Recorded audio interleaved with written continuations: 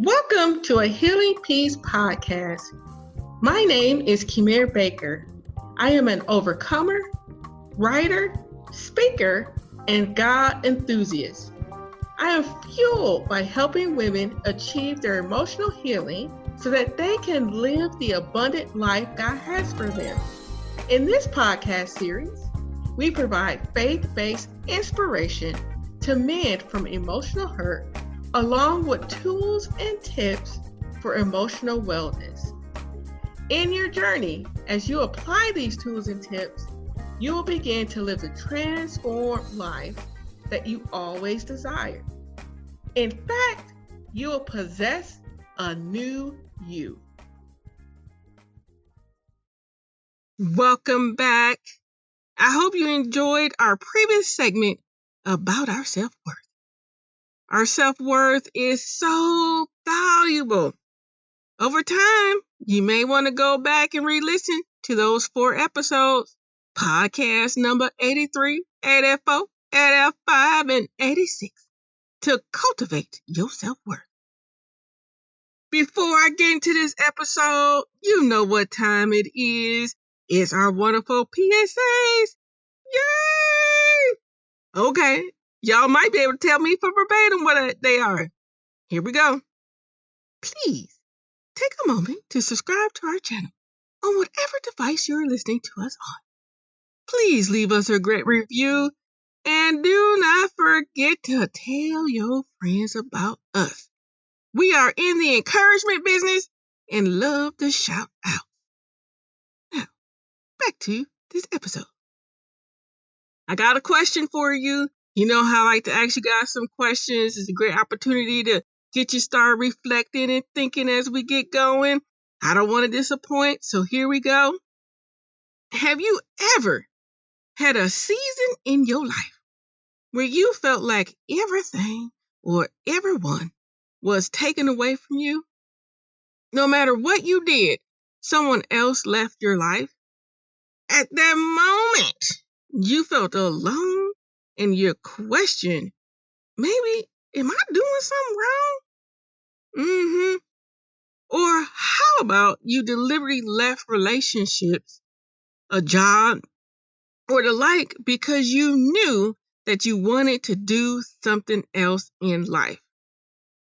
Perhaps you realized that you were not being treated properly at the home or in the job.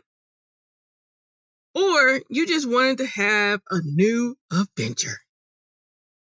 In both situations, they all involve sacrifice. There is faith required to determine that there's something better for you. And you know what? I had similar experiences for both occasions. After graduating from college, I began my new career in IT. I be talking about my IT. Well, I'm going back to the beginning. Initially, everything was going great. That honeymoon phase was incredible. I was learning new things and a sister was getting paid. I was truly blessed. Can I say blessed? About a month into my new job, my church home announced that they were looking for missionaries to help start a new church about 2.5 hours away. To be on the mission team will require relocating and securing new employment. When they made the announcement, I was so excited. And then, quite quickly, I became deflated. I thought to myself, now why didn't you guys make this announcement sooner? I just started a new career job, and there's no way I can quit now. You see, I wanted an adventure. I wanted to serve God. Well, time moved on, and I began to settle my new job. Unfortunately, about 6 months into it, I was slowly losing my interest. I really did want to be a missionary. But me being me, I said, okay, I'm going to keep my head up, and I'm going to continue my commitment. And another month goes by. Now, this month was a little bit more special. During this period, my family abruptly moved out of state. I was not expecting it. They were not expecting it, but it needed to happen. I decided to go with them for a couple days, a brief moment, to help them move and get situated. I did that. I had a good time, and I came back to my good old faithful job. But things kept ruffling. About 2 weeks later, my best friend moved away. Well, by this time, my sister started crying. And then 2 weeks after that, the guy I liked and put my hopes in decided to like somebody else. I will have to tell you, they eventually did get married. Not to mention, after all this, I started to have problems with the job. They wanted to fire me, but instead, I guess this was being polite, they decided to put me on probation. And then, I'm going to tell you, there's more. After all that, I had to downsize and move into a small apartment with a new roommate to whom we were not that good of friends. And I'll tell you, I was like, God, come on. I can't take anymore. I truly felt like Job. And for y'all, if y'all don't know who Job is the guy in the Bible who lost everything, his fortune, his family. Then he had friends around him who weren't telling him the right stuff. They were just adding salt to the wound. For me, I didn't necessarily have a friend problem, but sure enough, everything I loved or cared about was slowly stripped from me. As I stated before, I was crying. Yes, I was. During this season, I felt unsure and alone. I also began to feel trapped. Why? Because I wanted to be a missionary. But despite my emotional suffering, I was like, okay, I still know that there's something there for me. And so I decided to spend time fasting and praying for God. Shucks, to be honest, man, I was praying that God would heal my wounds because I lost everything in what appeared to be everyone at the same time. Ladies, I will say that in the midst of all of that, at the end of the year, I made it. You get to that point where you finally, like the next day, like, oh, I made it to the next day. I can't believe it. Or, oh, I didn't think I was going to get to the end of the month. Yep, I didn't think I was going to make it to the end of the year, but I did. And here's another great thing. By the end of the year, my church finally decided to send off their missionaries, and I was included in the bunch. I would do like the fake Kaplan, but you get the gist. In the midst of all this, though, I was shared that you can already hear that it was a difficult season. Everything that brought me comfort and peace was gone. This was the season for me to learn how to lean on God and to allow Him to provide the steps for my journey. Because I had a plan. My plan wasn't working out too good. And as I share this, I am so reminded of Paul. In Philippians 1, Paul describes being in prison for preaching the gospel. He lost his freedom and his way of life. He was trapped in a home being guarded day and night. And even though he was in prison, he still was concerned about preaching the gospel and helping others maintain their faith in Christ. Somehow, Paul's a great one. Somehow, by being stripped away from his freedom and not being around those he loved, he still was able to rejoice in the truth. He also knew that he would be delivered from his circumstances. He knew that he would stand trial and be delivered from being imprisoned. Philippians 1:19 states, "For I know that this will turn out for my deliverance through prayers and the provision of the Spirit of Jesus Christ." Paul, as I said, I love me some Paul. He's a bad dude. I mean, he pretty much started all the churches in the New Testament. He devoted man. And but in this season of his life, he understood that prayers and the supply of the Spirit who lived powerfully through him would deliver him from circumstances. I want to add, I'm going to say this, that even though he was in prison, he still focused on Christ being glorified. He suffered because his life was going against the grain of society. And he suffered because he taught others about Christ. As a person viewing this situation, be objective, subjective, look at it. And in viewing this, I could only imagine. I know he didn't do it, but I could only imagine someone saying, "Man, God, I'm doing this for you. Man, but why am I being punished for living for you? Should you not place a shield around me? Why do I have to go through this?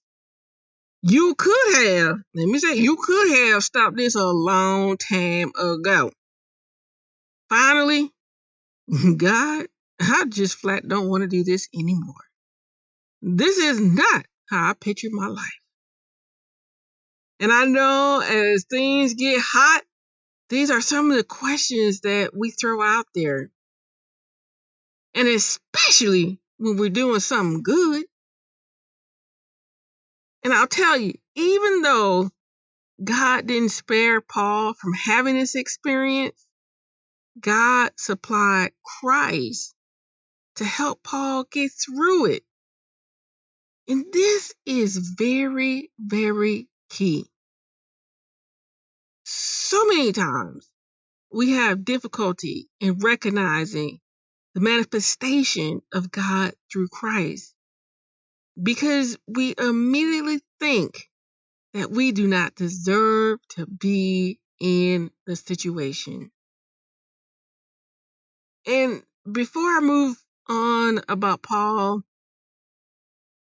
I want to take a moment to kind of like talk about Jesus, because as I was reading this and as I was thinking about talking about this with you guys, one of the things that popped in my head, I'm going to say God popped it in my head for me, is that this really highlights the sacrifice that Jesus made when going to the cross. I say that because the night before going to the cross, Jesus was betrayed and eventually sent to death. We know that because, cross, Jesus, okay. But during that period, he stated he could easily call down a legion of angels to spare him from going to the cross. But he declined because he knew there was a bigger purpose. Think about it for a moment. We all know that any kind of death is painful and suffering, and going to the cross and the things that he endured in that 24-hour time span is really horrific. And in this particular case, Jesus was not spared from the situation, even when it was in his power to do so. What does all this mean? The bottom line is that we are going to go through some things. But as the passage reveals, God's answer to our deliverance is prayer and the supplying of Christ. We have access to the same power that rose Jesus from the dead. Can I say that's powerful? And as I share this, like, I don't want you guys to get, consumed and feel bad about yourself, because I know I am a culprit in this area, because I don't know anybody who likes to suffer. I don't know anyone who wants to go through cray. And in those moments, those emotions, they get so heightened. And then you were just like, oh, Lord, take me out. And I have to be careful, because I do that all the time. As I stated numerously, I'm a cry and I'm a prayer.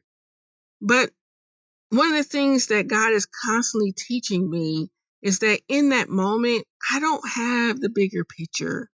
In that moment, I don't know what He's trying to get me to mature in, to grow and learn. And as I say this, I'm also reminded of, He didn't stop His Son from experiencing pain. And He deserved it more than anybody, because He was perfect. Now, I'm not perfect. But even though He didn't stop it, it didn't mean that He wasn't with him.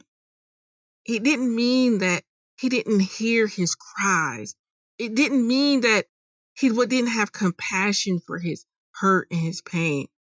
But He held on because He knew that something bigger was going to come from it.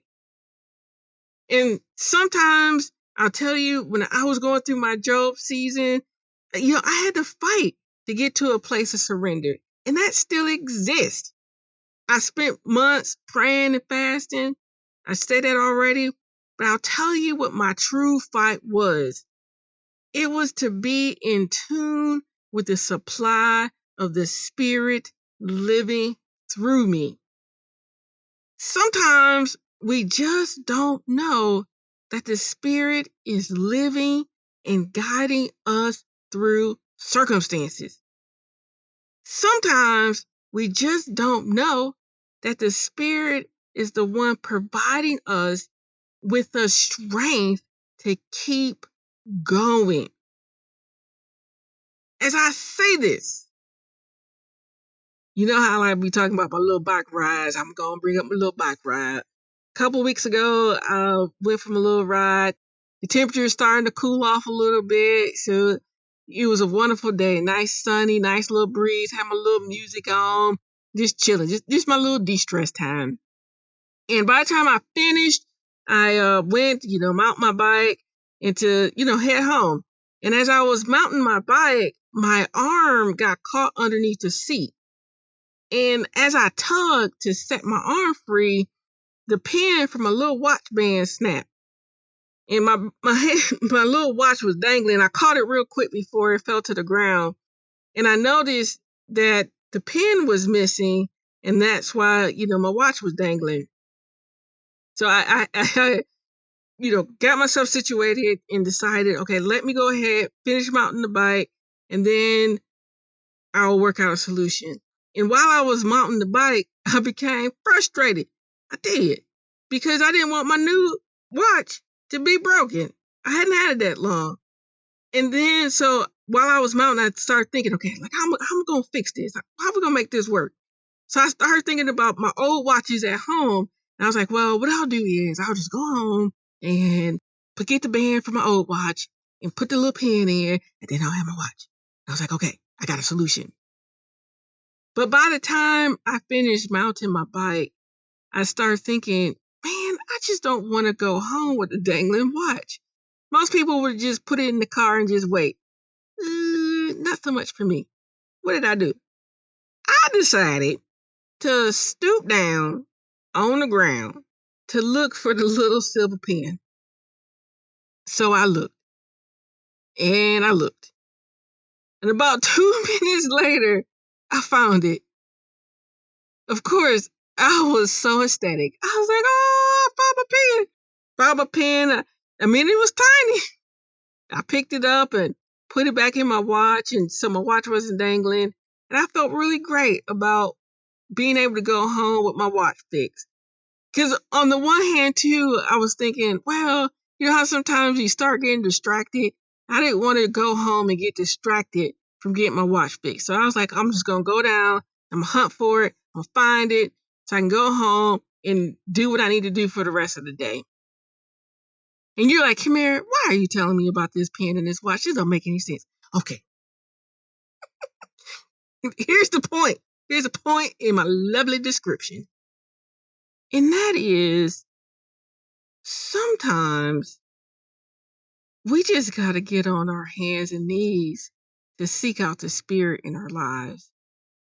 It's so easy, and I mean it is easy, to try to fix things on our own versus looking for God in every situation. And with me and my watch, I had a plan initially to go home, fix it, and that's sometimes what we can do. In the midst of trying to get through the circumstance, we try to fix things, and in the process, we overlook what God is trying to do or how He's using the Spirit to get us to a different place. And if you remember, a while ago, I interviewed a young lady who is now a mental therapist in podcast number 81, A New You, episode 43, Preserving Your Value, part 2. Sharice, she shared that she tries to find God in every situation. And you know what? This is the same for our deliverance. Take time to see how Christ is living through you and is providing what you need for deliverance. At the end of the year, during my Job season, I realized several key things that God did for me. One is, in order for my family to move, they needed help financially. As I stated in the beginning, a sister was getting kind of paid. And so in that job, God provided the financial resources so I could assist my family in that way. Another thing that He did was that, and I said it before, I downgraded my living arrangements. But during that time, He taught me the value of not living extravagantly. And you know, that was really needed to be a missionary. And remember when I said that I had a roommate that I really wasn't that good kind of friends with? Well, during that season, we became great friends. And I learned that to value all types of relationships, because it's so easy to cling to those people that you think are there and you have all these common elements. And so you miss out on learning something new by having a fresh relationship. And that roommate situation, I've learned a lot about myself and about her as a person. And you know what? That too was essential for a missionary trip. Why? Being able to learn how to talk to other people that were not in your common area. And the only thing that you had to, is being able to share about God. What about the boy that I lost? Well, he actually really was not ready to serve God in the same capacity. Most likely, he would have been miserable because his heart was elsewhere. Of course, my family didn't return, but God provided other relationships where I could still have that family connection. And last but not least, the best friend that I lost, well, she was on the mission team as well, and we were able to reconnect.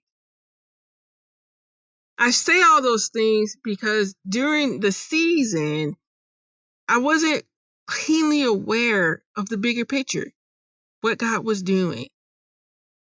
And in that time, not only did he deliver me from my emotional state and the conflicts that I endured, and I forgot to tell you the other key thing about that situation when I was at my job and they got a little crazy and they want to fire me and all that good stuff. Well, when I moved, it was so much harder to find employment because they wanted people with experience.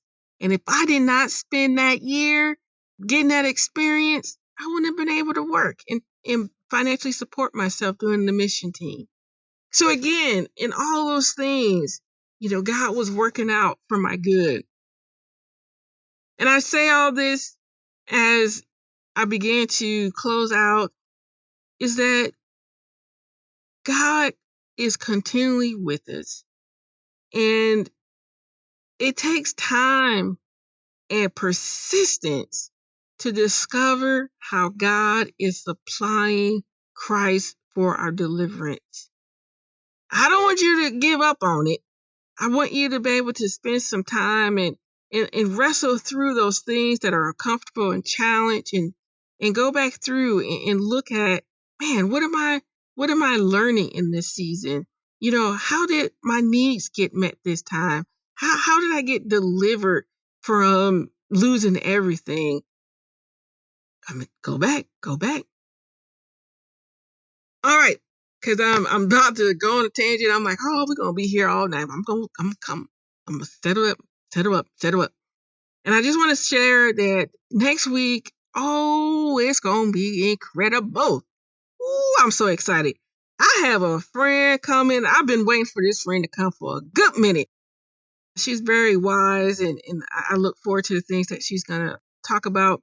But we're gonna spend more time talking about Paul because he was able to see his purpose clearly despite not having his freedom. And we're gonna talk about how to be alone with ourselves in this confinement period and how to find joy and hope in the midst of overcoming our tough times. And you know how I do. I love to give you some practical insights and not just the word, but we're going to have the word. We're going to have some practical insights.